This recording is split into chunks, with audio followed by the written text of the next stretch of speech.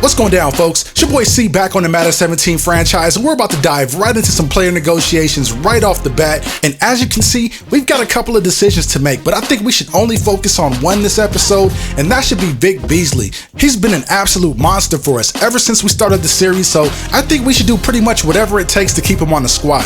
So Vic is going to be asking for a deal worth $59.6 million over a total of 5 years, and that deal includes a $17.4 million signing bonus. So he's definitely going after superstar money. Now check it out, he's a 93 overall player with 88 strength, 89 block shedding, and I'm not going to read every one of these for you guys, you can see it for yourself, but he's developed into a beast of a player.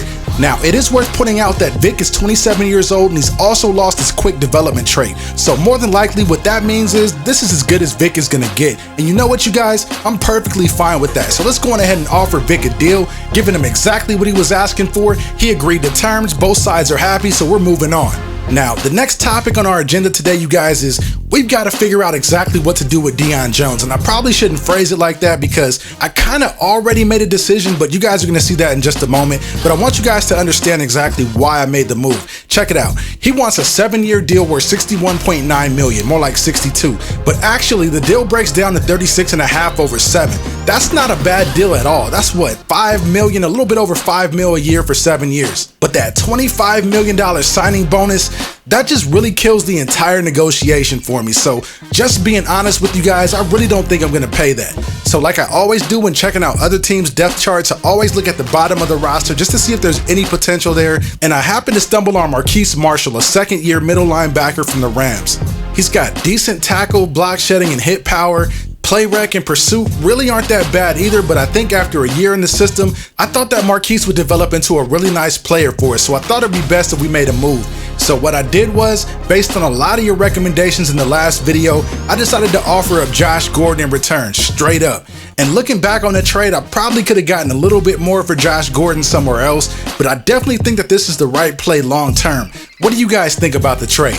Now, our last order of business before we dive into the gameplay is a quick slider update. Now, these are the sliders I got directly from Mr. Hurricane a couple of weeks ago. He sent them to me on Twitter, and I'm finally able to get around to getting some gameplay recorded with the new set. So let me know in the comment section below if you noticed the difference. Now, getting into the gameplay, the first play of the game here is a completion to Hooper, and he's going to pick up 8 on the play before being tackled at the 28-yard line. So looking at a 2nd and 2 now, Anderson comes out, hands the ball off to Eubanks, trying to run up the gut, goes nowhere on the play, maybe gains 1 if that, so that's going to bring up a 3rd down now. Looking to go to the passing game now, Anderson targets the flat but throws incomplete, and we go 3 and out on our very first drive. So the Bucs' first possession starts at the 26. Winston comes out with the play action, has a man wide open as Evans in the middle of the field, and he takes it all the way down deep into Falcons territory to the 26-yard line. What a busted coverage right there, you guys. We gave up a 48-yard completion on the very first pass of the game. We've got to get that cleaned up. So on 1st and 10, Doug Martin gets the handoff trying to run off the right tackle, and he's brought down by the newly acquired linebacker Marquise Marshall. And if you guys are wondering why Marshall's in the game already, well, Ryan Shazier went down with an injury, maybe on special teams, but I honestly didn't even see it happen, so Marquise is just going to have to step up. So on 2nd and 7 here, Winston throws complete for a 1st down, setting him up with a 1st and 10 at the 13. Martin then gets the carry and goes pretty much nowhere, and it looks like he might have lost some yardage on the play. Next play on 2nd down, a quick slant goes to Safarian Jenkins, and he gets tackled just shy of the 1st down marker. So here we go on 3rd and 3, Winston drops back, has a little bit of time, but holds on to it too long. The pass rush finally gets home, and Fontenot's able to knock the ball loose. So the defense does a good job at bouncing back on that drive and holding the Bucs to 3. Because that drive really looked like it was going for 7 at one point, but we did a good job against the run and finally got some pressure on Winston. So in our next offensive possession here, Sawyer gets the carry and runs right into a wall of red jerseys for a 1-yard loss. 2nd and 11 now, 5-step drop. Anderson hits body on the comeback route just shy of the 1st down, bringing up a 3rd and short. Anderson tries to toss it to Sawyer, the ball is fumbled, and the Bucs recover. Golson's there for the scoop and score, and just like that, We are down 10-0 to start this ball game. This is probably the worst start to a game that we've had all series long. We've got to get something positive on our next drive. On 3rd and 8 here, the pass is complete to Barry Wall, and it looks like he's going to be stopped just shy of the first down, bringing up 4th and 1. And you know what? The offense stays on the field in the I formation, showing run, but Anderson takes the snap and throws quick to Julio Jones, and he accelerates past the defense, taking it all the way to the house and turning a desperation 4th and 1 into a 52-yard touchdown. What a play. So Tampa takes the field now with a 3-point lead. Safarian Jenkins makes the grab there and almost picks up a first down, but is going to be a little bit short. So then they turn and hand it off to Doug Martin, and he gets the first down. So looking at a 1st and 10 now, Martin takes the handoff off right tackle and goes pretty much nowhere. He might have gotten a couple of yards on the play. So now we're looking at a 2nd and 7. Winston completes a pass to a wide open Kirk Hughes for an easy first down there. That was way too easy. But we're still not giving up pretty much any yardage at all in the running game. That's a positive sign, but we still need to step it up a little bit on the pass coverage, as Doug Martin puts a mean spin move on me right in the hole. He ends up getting about 5 yards on that play there. So now looking at 3rd and 6, Winston drops back in the gun and gets crushed by Taylor Till. That was so close to being a sack, but Winston was able to get rid of it at the very last second. So Tampa Bay goes for a long field goal try, and of course that's good. So now they're up 6 with tons of time left. We try to go to the ground game there, and Tampa is just not having any of it. So looking at a 2nd and 12 now, Anderson, after a 5-step drop, tries to thread the needle to Julio Jones, but he was well covered and the ball was batted down incomplete. So looking at 3rd and long, Anderson gets the ball to Miller, and he's going to be brought down just shy of the first down on this drive. But later in the quarter, from just about the same spot, Anderson's under pressure and just barely gets rid of it, trying to get the ball to Kevin Body, but the pass is broken up incomplete. So looking at 2nd and 10 now, Anderson going deep to Julio Jones, and the ball is just off of his fingertips. Pass is incomplete, and now we're looking at a 3rd and long situation. So I'm already thinking about 4th down if we can get something positive here, and we do just that, getting the ball there to Barry Wall. He ends up making the grab and setting up a 4th and 1 situation. So we come out from our own 50-yard line, tossing the ball to Eubanks, and he breaks it into the open field, taking it all the way to the house, high-stepping all the way into the end zone, and it really took us 2 full quarters to get our first lead of the game. What a crazy start for this one, you guys. So coming out on the next Tampa Bay drive, Winston takes the snap under center, and he's under pressure almost immediately and gets tackled by Vic Beasley on the sack. Vic Beasley and Taylor Till were both there to make the play. That was just a nice job defensively. So on 3rd and 14 now, all we have to do is play coverage.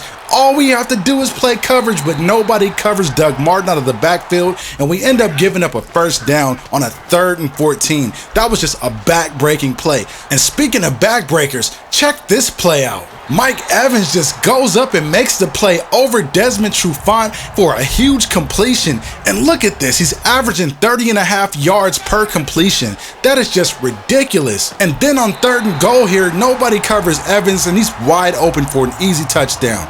So right now, and I really hate to do this, but I've really got to call out Desmond Trufant. He's just not having a good game at all. And I hate to bring it up, but Father Time really could be nipping at Desmond's heels right about now, as Barry Wall makes a nice grab, taking it all the way up to the 45. But I don't know, what do you guys think about that? Is it too soon for us to start thinking about replacing Desmond? Go on ahead and let me know. I'm curious to get your thoughts on it. Now, getting back to the 2nd and 5 now, Anderson dumps it to the flat to Eubanks, and it looks like he just barely picks up the first down. So we're moving the chains, looking at a 1st and 10. Anderson under center once again, facing the linebacker stunt, gets rid of it quick to KB, and he just barely makes the grab there before being gang tackled. So on 2nd and 6 here, Anderson dumps it off to the flat to Eubanks, and he's only going to be able to pick up a couple of yards before being tackled. So now we got a 3rd and 4 situation. Anderson taking the snap in the gun and throws to Julio Jones. I thought that pass was a little bit off, but Julio made a nice adjustment to bring it in. So 2nd and 8 here, going with the play action under pressure. Look at that dot. KB ran a great route on that play, just behind Levante David, getting to the open spot in the zone. That was a nice play. So we're setting up shop inside the red zone. A couple plays later on 2nd and goal, the pitch goes to Eubanks. He's going to bully his way in for an easy 1-yard touchdown run. And we are looking at a tie ball game here, ladies and gentlemen. And we're getting right into the next Tampa Bay drive to kick off the 4th quarter. Winston comes out, taking the snap in the gun. I try to send delayed pressure, but Winston recognizes it and gets rid of it. And it looks like like that was Goodson there that made the grab for the first down. So after a short run by Martin gets only 2, Winston takes the snap and the gun on 2nd and 8, tosses Taylor Till like a rag doll, and fires complete to a wide open Safarian Jenkins for a score. What a play, what improvisation by Jameis Winston on that play right there. That was just crazy. So now we get the ball back as the shootout continues. Eubanks makes a grab there in the flat and almost picks up a first down. And it really looks like the first team to blink is going to lose. And had I waited just a little bit longer on that pass play right there, that would have been a huge completion. But instead on 3rd and 2, Anderson dumps it short to KB and he ends up picking up a first down. So on the next play on 1st down now, Anderson drops way back and completes the pass to Miller. And that's going to bring up a 2nd and 3. Anderson looking for running room, takes off with it up the gut and dives into a defender. I really tried sliding on that play, but for some reason he dove, but we still picked up the first down until that happened. I really didn't anticipate the DB beating Julio to the spot like that, but that's what happened, and I ended up throwing a pick. So then on the ensuing possession on 3rd and 11 from the 15, Winston goes play action, throws complete to Safarian Jenkins. I missed the tackle and he gets in for the score.